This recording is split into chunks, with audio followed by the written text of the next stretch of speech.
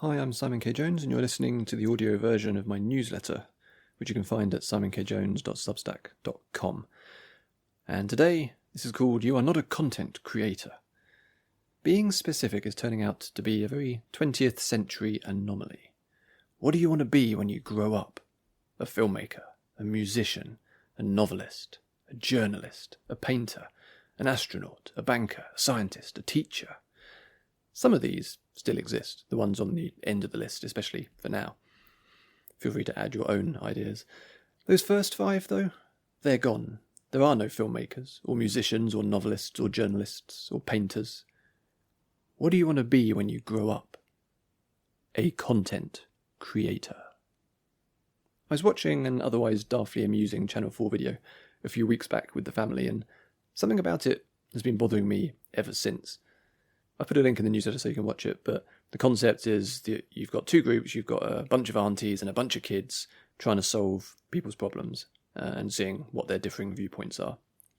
There's one episode where there's a few people on it, and they all describe themselves in kind of the same terms. So this is an exchange that takes place. So the person who's gone on to ask for their dilemma to be solved says, "I'm a content creator."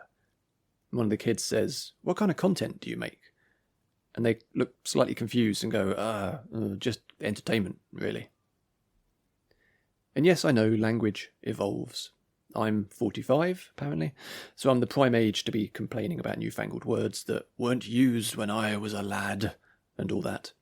I'm very much in the aunties age bracket, according to that video, because time apparently has moved on. Why can't we go back to wearing bowler hats and riding in horse-drawn carriages, dammit? Language does evolve, and there's always that interplay between words and culture. That's what makes language exciting and the best possible expression of right now. Perhaps it doesn't matter how we describe what we do as long as we're still doing it. As a writer, though, I have to come down on one side or the other. Words either matter or they don't. I like to think that they do.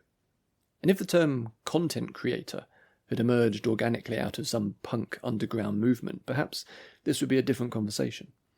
The emergence of the term into widespread use seems far more pernicious to me.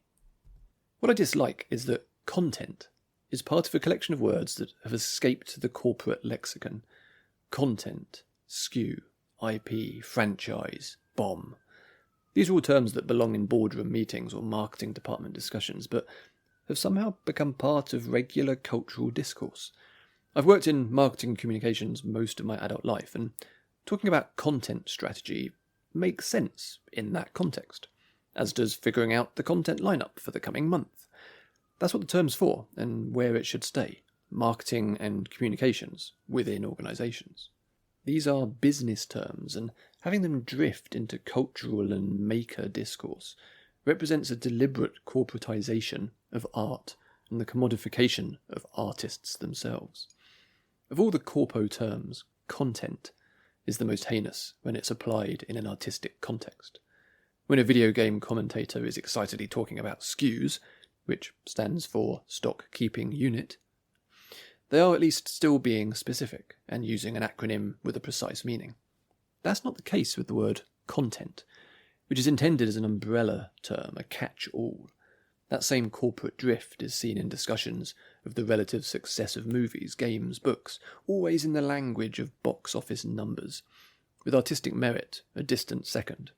That's always been the case for the people financing the projects, but those conversations have leaked into the audience and the fans.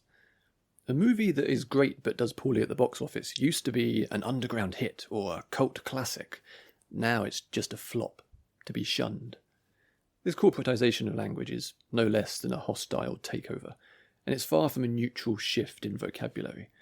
Reducing a range of different artist types to content creators serves to devalue them, hiding their specialisms in favour of a homogenised creator. A painter might be hard to find, or a film director, but content creators are everywhere, interchangeable and anonymous. Just as there's an insatiable demand for more content, so is the need for more content creators. That demand isn't really coming from audiences, not exactly. It comes from the platforms themselves, who need an infinite supply of content to algorithmically match to humans all over the planet. User-generated content explains the structure. Think of traditional broadcast networks such as the BBC or CNN or whatever you like. But instead of being staffed by employees, they instead fill their schedules with free programming provided by people who used to be in the audience. Nobody has a proper wage, most people are unpaid, and recompense is random and influenced in real time by undisclosed market factors. There are no scriptwriters, editors, directors, presenters, actors, just generic content creators. The tech ruling class call this democratization. The absorption of all human creation into LLMs is the ultimate expression of this. Content creators don't even need to be human. The corporate executive's dream scenario. If this shift had been driven by the workforce, by creative people, then we might be in a better place.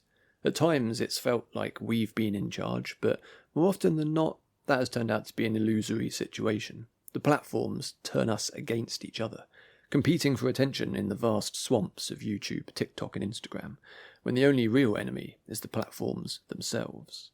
What began as an exciting new frontier without traditional gatekeepers has turned into a stratified environment in which Mr. Beast games the system by exploiting people, and the next best routes to success are rage or unbridled misogyny.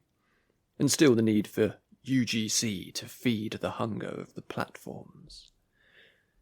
Anonymous content creation is easier now than it's ever been, available at the end of an LLM prompt. The slop tide washes over us all, and being a generic content creator is perhaps the worst possible place to be in 2026 and beyond. It leaves only two choices. One, enter into direct competition with the rest of the slop by making more slop, a race to the sloppy bottom. Or two, reject homogeneity, embrace your specialist skills and try to swim to the surface. Deciding what it is you really do is like putting on armbands to help you float. Be a writer or a film director or an actor or a composer. Be a graphic designer or an illustrator or an editor. Be several of those things, but specify, define, proudly wear those badges. Don't hide the passion for those unique, weird things you're into. Value what it is you do, that which you put so much time and effort into, and resist the insistence from our corpo tech overlords that we're all interchangeable content creators. Individuality is a threat to the content platforms. A highly successful individual off-balances the entire system, becoming a more recognisable name than the platform itself. That creates escape velocity, resulting in that success story being able to leave the platform, or dictate their own terms. Far better to reduce everyone to cookie-cutter content creators, all with significantly diminished power, all thrown into competition with each other to avoid any possibility of mutual support. Cheap or even free labour, everyone chasing that elusive viral payout, most never hitting the threshold. Next time we're talking about what we do, especially if we publish our work online, let's be precise. What is your real skill set and passion? Who are you? What do you do? Specificity gives us power. We can band together, support each other, push back against systems which treat us poorly. I'm pretty sure the 20th century had a word for that too. Anyway, I'm Simon K. Jones. I'm a science fiction writer. I'm obsessed with writing about serialized storytelling. I don't make content.